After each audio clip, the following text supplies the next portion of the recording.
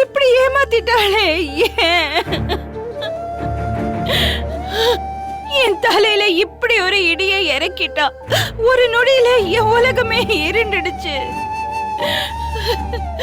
இப்படி போய் சொன்னவளை சும்மாவே விடக்கூடாது. அவளோட நாக்க அறுத்துடு. எங்க அவ? எங்க அவ?